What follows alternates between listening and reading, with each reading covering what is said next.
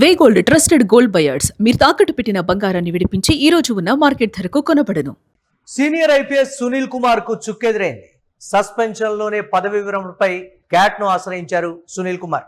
తనపై ఉన్నటువంటి సస్పెన్షన్ ఎత్తివేయాలని పిటిషన్లో పేర్కొన్నారు. అయితే సెంట్రల్ అడ్మినిస్ట్రేటివ్ ట్రైబ్యునల్ కొట్టివేసింది ఈ పిటిషన్.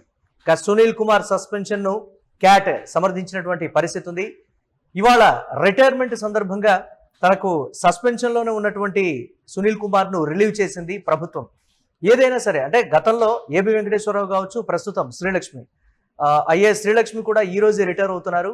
సో తనకి కూడా ఒక పోస్టింగ్ ఇచ్చిన తర్వాత రిలీవ్ చేసినటువంటి పరిస్థితి ఉంటుంది. సో రిటైర్మెంట్కి సంబంధించి కానీ ఐపీఎస్ సునీల్ కుమార్ విషయంలో మాత్రం నేరుగా రిటైర్మెంట్ సమయానికి ఎక్కడ పోస్ట్ కేటాయించకుండా సస్పెన్షన్లో ఉన్నటువంటి సునీల్ కుమార్ అయితే ప్రభుత్వం రిలీవ్ చేస్తూ ఒక ఉత్తర్వును కూడా జారీ చేసింది.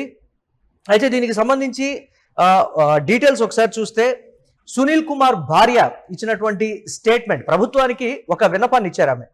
సునీల్ కుమార్ కు చెల్లించాల్సిన రిటైర్మెంట్ బెనిఫిట్స్ ఆపండి.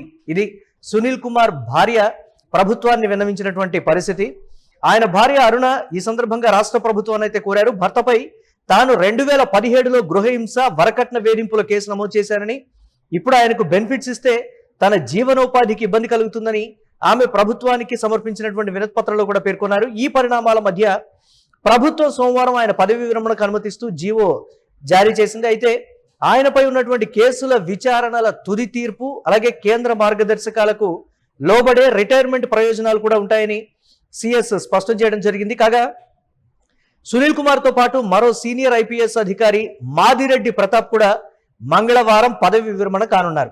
అందరి విషయంలో ఒకలాగా సునీల్ కుమార్ విషయంలో ఎందుకు మరోలాగా అనేది ప్రధానంగా చర్చ అయితే జరుగుతున్నటువంటి పరిస్థితి ఉంది. ఈ నేపథ్యంలో ఆయన క్యాట్లో ఆయనకి చుక్కెదురైందనే చెప్పాలి. తనపై ఉన్నటువంటి సస్పెన్షన్ని ఎత్తివేయడంతో పాటు దీనికి సంబంధించి ఆయన దానిపై ఒక పిటిషన్ అయితే దాఖలు చేశారు క్యాట్కు. ఈ పిటిషన్ని మంగళవారం క్యాట్ కొట్టివేస్తూ సంచలన నిర్ణయం తీసుకుంది.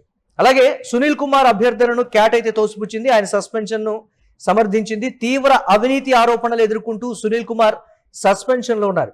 సెంట్రల్ అడ్మినిస్ట్రేటివ్ ట్రిబ్యునల్ ఇవాళ ఉదయం విచారణలో అతని వాదనలు విని సస్పెన్షన్ను రద్దు చేయాలన్న అభ్యర్థనను అయితే తోసిపుచ్చింది క్యాట్. ఈరోజు పని వేళలు ముగిసిన తర్వాత ఆయన పదవి విరమణను రాష్ట్ర ప్రభుత్వం సస్పెన్షన్లోనే నోటిఫై చేసింది. గత వైసీపీ ప్రభుత్వ హయాంలో ఏపీ సిఐడి చీఫ్గా ఉన్నటువంటి సమయంలో అప్పటి ఎంపీ రఘురామకృష్ణరాజుపై కస్టోడియల్ టార్చర్కు పాల్పడ్డారనేటువంటి ఆరోపణలపై ప్రస్తుతం ప్రభుత్వం సునీల్ కుమార్ పై కేసు అయితే నమోదు చేసింది. అలాగే ఫైర్ డీజీగా ఉన్నప్పుడు నిధుల దుర్వినియోగం, అనుమతి లేకుండా విదేశాలకు వెళ్లడం వంటి కారణాలతో ప్రభుత్వం ఆయన్ను సస్పెండ్ చేసింది. వీటికి సంబంధించి విచారణలకు కూడా ఎక్కడ ఆటంకం కలగకూడదనేటువంటి ఉద్దేశాన్ని కూడా ప్రభుత్వం ఆ ఉత్తర్వు కాపీలు అయితే వెలుబుచ్చినటువంటి పరిస్థితి ఉంది. శ్రీలక్ష్మి విషయంలో, ఏబి వెంకటేశ్వరరావు విషయంలో ఉన్నటువంటి పరిణామాలు కావచ్చు, వివాదాలు కావచ్చు, వాటన్నిటిని పక్కన పెట్టి వారికి పోస్టింగ్ ఇచ్చిన తర్వాతే రిలీవ్ చేసినటువంటి పరిస్థితి. రిటైర్మెంట్కి సంబంధించి కూడా బెనిఫిట్స్ విషయంలో ఎలాంటి ఇబ్బందులు ఉండవు. కానీ న్యాయ విచారణలకు సంబంధించి వారు ఏదైతే ఎదుర్కొంటున్నారో దానికి తగినట్లుగానే ఉండేటువంటి పరిస్థితి. సునీల్ కుమార్ విషయంలో కూడా అదే విధంగా ఉంటుంది. కానీ సస్పెన్షన్లో ఉండగానే రిలీవ్ చేయడం కూడా ఒకంత సంచలనంగా మారినటువంటి పరిస్థితి అయితే ఉంది.